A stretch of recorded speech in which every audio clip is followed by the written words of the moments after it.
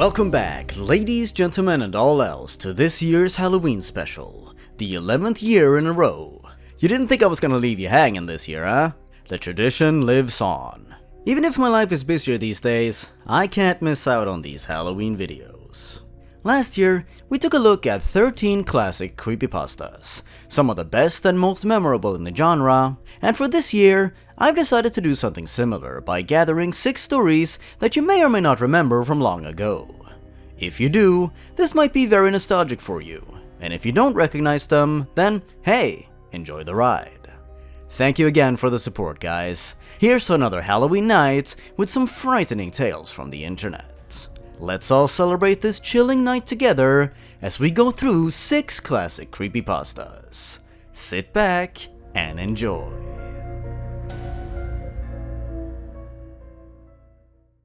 Number 6. The Theater. The Theater tells a story about an old, obscure PC game that has become a bit of an urban legend over the years. Many believe it never even existed in the first place. The game came out in the early 90s and was extremely hard to find. It featured nothing but a blank cover with the character of the ticket taker on it, a poorly drawn pixelated bald man wearing a red vest. No developer was featured on the cover, making its development a complete mystery. Installing the game also proved difficult. One had to jump through several hoops to even get it running. If one did everything right and was able to start the game, it would bring you to a main menu with 3 options: New Game, Load, and Options. Options would immediately crash the game, and Load would never work. New Game brings the player to a first-person view standing in a movie theater lobby. The place was empty, save for the ticket taker standing before you in front of a dark hallway. Illegible movie posters would be hanging on the walls, and the only gameplay element present would be to walk up to the ticket taker. A low-quality voice clip plays. "Thank you. Please enjoy the movie." Walking into the hallway makes the game fade to black before bringing you back to the lobby again, and this is what the game would make you do over and over. Doing this loop for a random number of times will cause strange things to happen with the game. Whether this happens during your first loop or your 400th is completely up to chance. The first difference to occur would be spawning back in the lobby with the ticket taker missing. With nothing else to do, one walks into the dark hallway, and this time, instead of the game fading to black, you would keep walking into the darkness, deeper and deeper, before the ticket taker with a swirl for a face appears before you, as an ear-piercing screech soon plays, and the game begins glitching heavily. Players of the game came to call this the swirly-head man, and many reported feeling incredibly perturbed by him when first encountering him. After a few minutes of this, the player was brought back to the lobby as if nothing happened, and the game would return to normal for the next few loops, though some report seeing the swirly-head man in the corners of their screens once in a while. Eventually, the ticket taker will be found pacing back and forth with a worried expression. The posters on the walls will have been replaced by images of the swirly-head man, and by walking up to the terrified ticket taker, another voice clip would be heard. Due to its garbled and low quality, many players have debated on what the ticket taker actually says at this point, though many agreed that "never reach the other levels" is what he says. Fading to black, the game returns you to the lobby one last time. The ticket taker is gone, and the hallway is blocked off by a brick wall. Touching this wall crashes the game, and that is how the theater allegedly ends. No one has ever reached the other levels, nor does anyone know why the swirly-head man causes such fear in those who see him. As the game is difficult to find and legitimate copies are extremely rare, we may never know if the game has more secrets left to uncover, though some original players claim to sometimes catch the swirly-head man out of the corner of their eyes. That is the story of the theater. I really appreciate the story for keeping things subtle and mysterious. It never goes too far, nor does it stretch into unbelievability. Everything in this obscure game feels plausible, and yet you're left wondering what else might be hiding in that old movie theater. It's as if the game is hiding something by making it deliberately hard to install and play, as if the developers don't want you to find out what they've done. Or perhaps they are saving it for the truly devoted.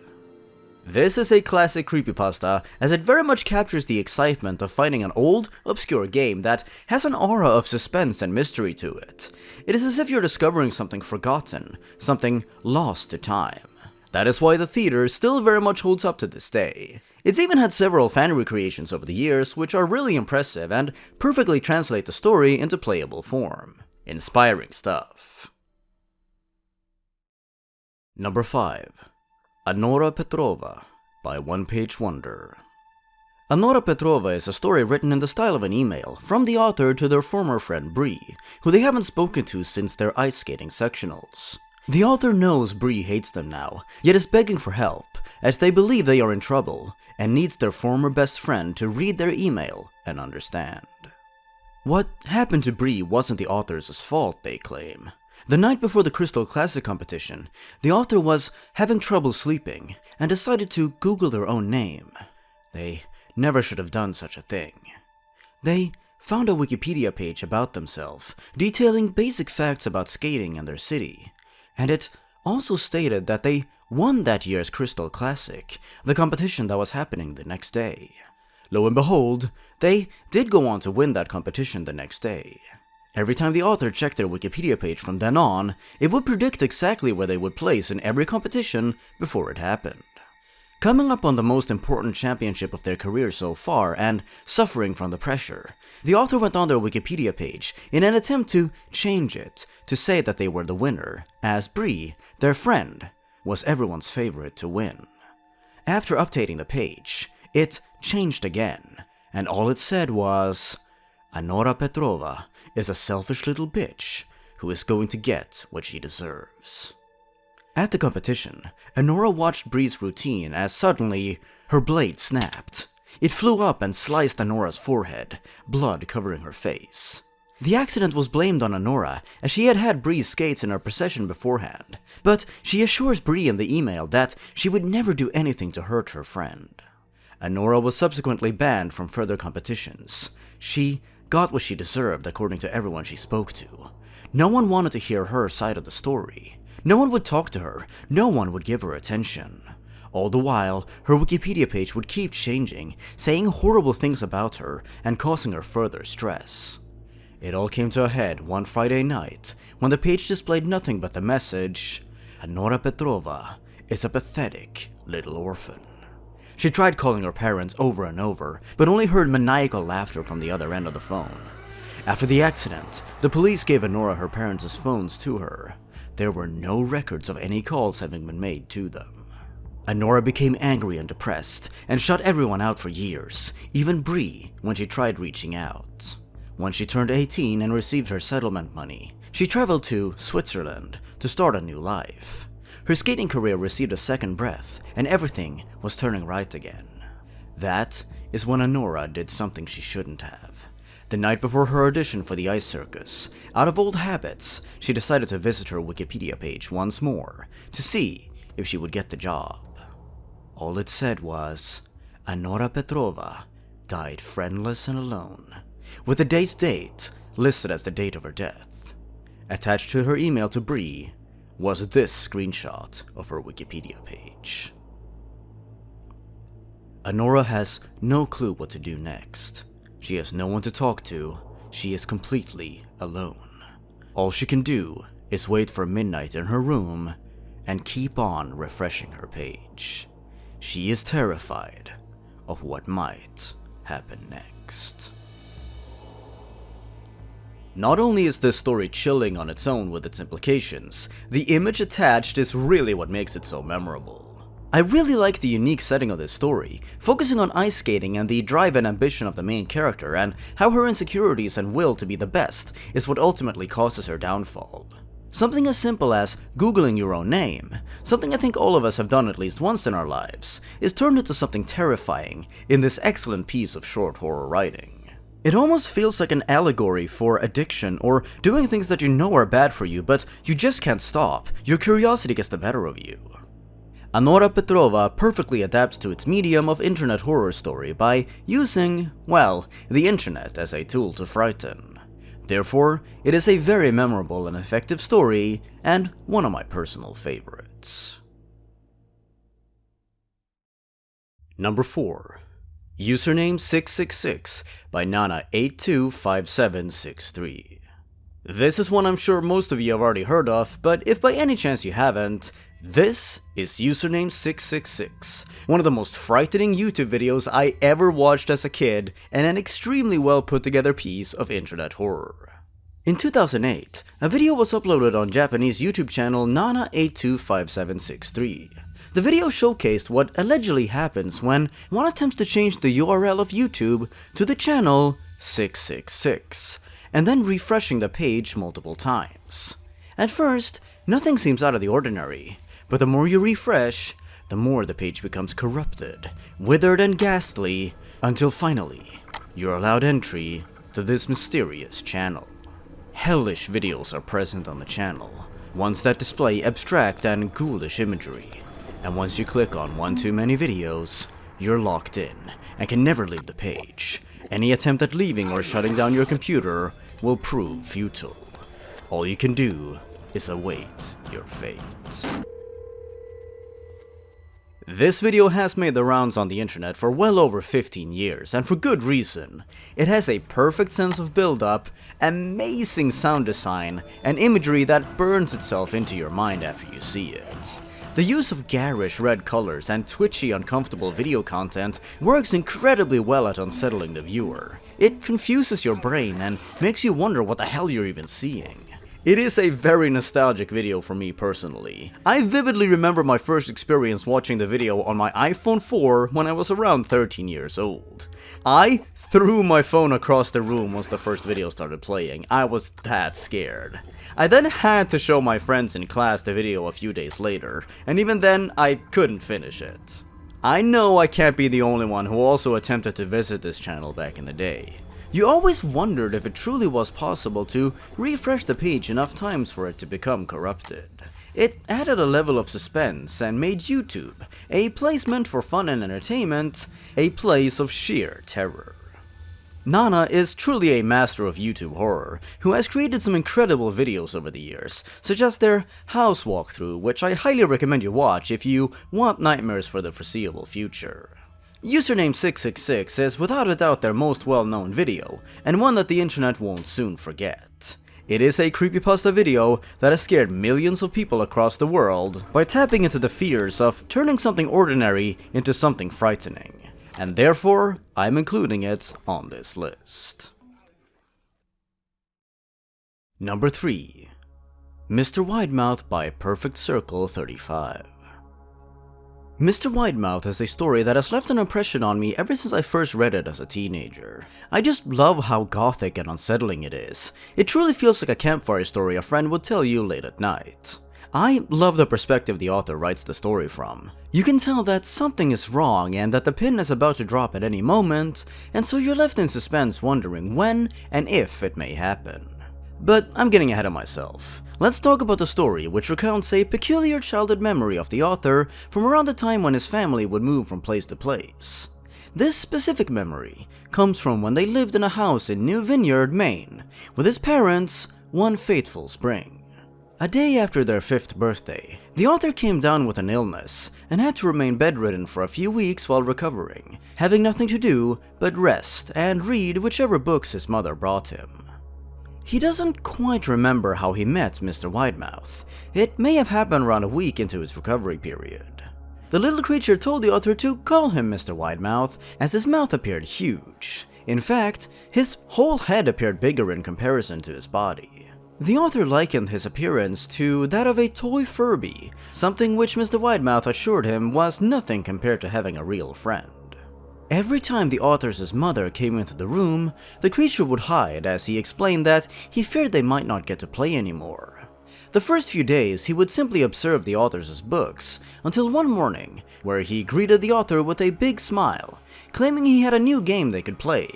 A secret game, in the room at the end of the hallway. Reluctantly following the creature, he guided the author to a room with no furniture and a big window, which he opened. The creature told the author to use his imagination, to imagine that outside, below the window, was a big trampoline, which would bounce him right back up. The author toyed with this idea for a few moments before declining, fearing he might get hurt. Mr. Widemouth appeared disappointed and spent the rest of the day under the author's bed. The next day, he brought out a box full of knives, claiming he wanted to teach the author how to juggle. The author, horrified and knowing the creature would get him into trouble, vehemently refused to entertain the idea, despite the creature's wishes. By refusing, the creature scowled at him and went back under the bed, and after that, the author never knew when the creature was under his bed or not. The creature would wake him up in the middle of the night, saying that he had put out a real trampoline this time, encouraging the author to jump, getting increasingly persistent. One morning, the author was allowed to go outside again by his mother, which made him very happy, thinking some fresh air would do him good. Outside, Mr. Widemouth was waiting. "I have something I want you to see," he said. "It's safe, I promise." Bringing the author to a trail in the woods behind his house, he continued. "This is an important path. I've had a lot of friends about your age. When they were ready, I took them down this path to a special place. You aren't ready yet, but one day, I hope to take you there." 2 weeks after meeting Mr. Widemouth came the time to move once again, this time to Pennsylvania. Everything was packed and ready, and while the author thought about telling Mr. Widemouth goodbye, he had begun to suspect that perhaps the creature didn't have his best interest in mind, and so kept the move a secret. At 4 a.m. that morning, the author and his father sat down in the moving truck, ready to move on. As they backed out of the driveway, the author spotted Mr. Widemouth's silhouette in his old bedroom window. Standing motionless until the truck was about to turn onto the main road, he finally raised his hand and pitifully waved goodbye to the author, knife in hand. The author did not wave back. Years later, he would visit New Vineyard again. The old home his family had stayed at had burned down a few years after they left. Out of curiosity, the author decided to follow the old trail that Mr. Widemouth had told him about all those years ago. Feeling as if the creature was about to jump out at any moment, and yet still feeling as if his presence had left with the burning of the old home, the trail led him to a most peculiar place. New Vineyard Memorial Cemetery. Many of the tombstones there belonged to children.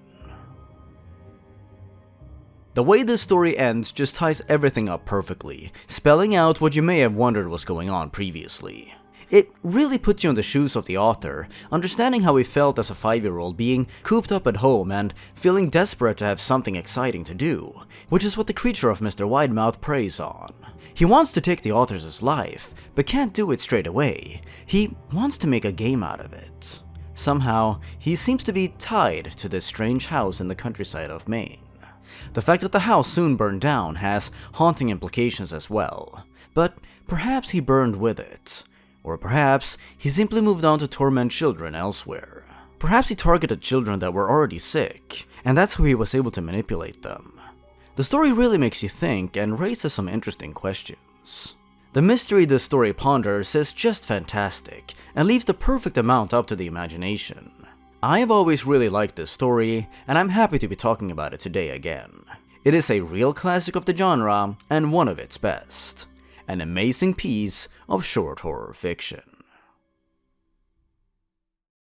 Number 2. Midnight Game. Midnight Game is one of the most well-known and popular ritual creepypastas out there, teaching you how to get into contact with the terrifying Midnight Man.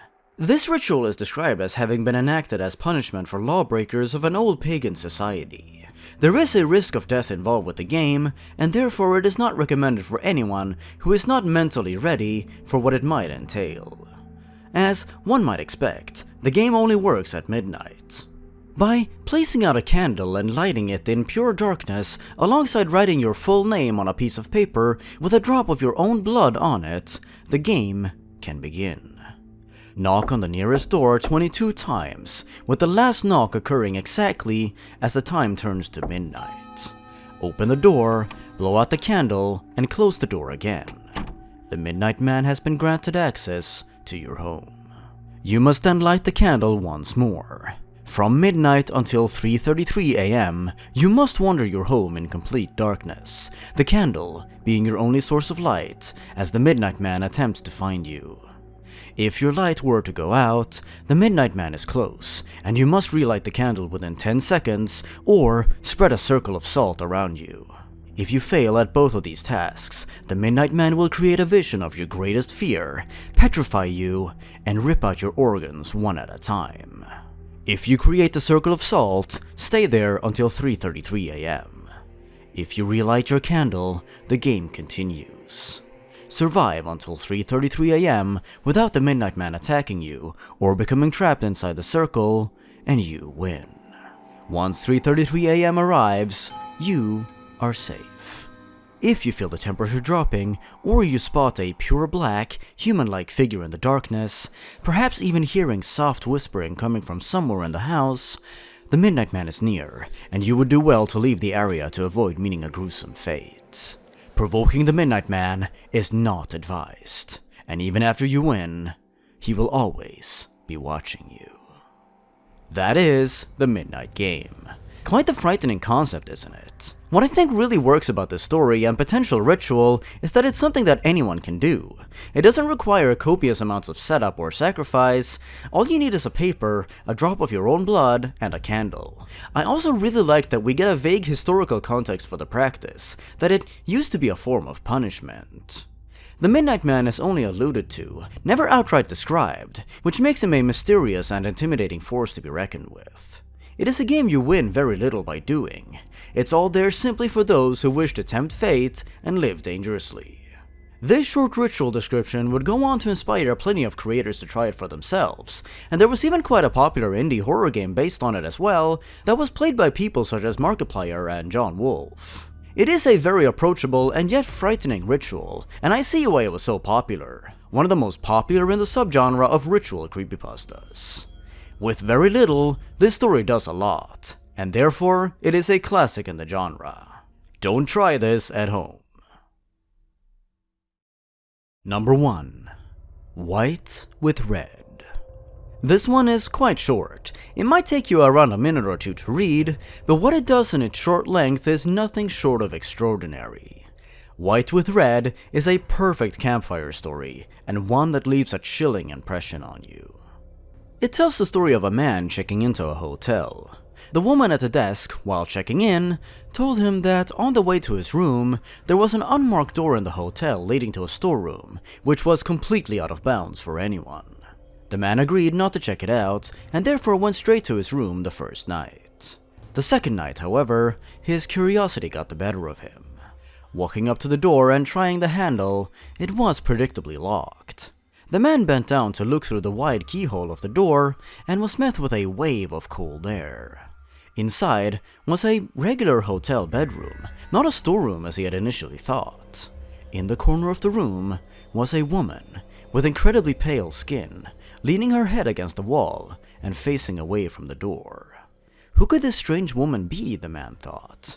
He almost knocked on the door to ask, but decided against it. Suddenly, the woman sharply turned, and the man quickly jumped back, as to not arouse suspicion that he may have been spying on her. He went back to his room, trying to think nothing more of it for the night. The next day, he decided to look through the keyhole once again. This time, red was all he could see, as if someone had blocked up the keyhole with something red, something unmoving. He hoped the woman in the room hadn't felt offended or embarrassed by the occurrence the other day and had gone to complain about it, and therefore went to the front desk to ask for more information. The woman at the desk sighed and asked if the man had looked through the keyhole. When he told her that he had looked through it, she decided to tell him the story of the room. It couldn't hurt, right? A long time ago, a man murdered his wife there, and we find that even now, whoever stays within gets very uncomfortable. But this woman is not ordinary. She is white all over, except for her eyes, which are red. What a fantastic twist, one that still sends shivers down my spine. This story is incredibly simple and yet makes you incredibly unsettled by the end. The ghost of the woman was most likely staring unblinkingly at the man, mere inches from his face, without him even realizing it. That is a most unpleasant thought. The story takes place in a hotel, which is the perfect setting for a supernatural occurrence such as this. It is already an unfamiliar place away from your home after all. What secrets lie within the very hotels that you've stayed at before? Who knows? It all just feels like an urban legend, one passed down from person to person. It is a truly classic creepypasta, and one that showcases the possibilities of the genre, making a campfire story for the digital age. It is a story that still holds up to this day. And with that, we have survived going through 6 classic creepypastas. I hope you enjoyed the journey and found enjoyment in going back to these old stories. I know for me it was really nostalgic to venture back to my memories of them and finding out that they still hold up to this day. I love these stories and I love going back to them. While frightening, there's still something strangely comforting about them, and I'm glad that I can share these things with all of you watching year after year. Even if I don't upload as much as I used to, I promise you that I'm always thinking of this channel. I'm always grateful for the audience that I have, and that a lot of you have decided to stick around for as long as you have. I don't take it all for granted. I hope you all know how appreciated you are. Well, that's me for the 11th year in a row. Time sure does fly. With the passage of time, we live, we learn, and we improve. Things do get better. Thank you for watching this year's Halloween special. I hope you all have amazing nights. Thanks for watching, everyone. Stay awesome. Goodbye.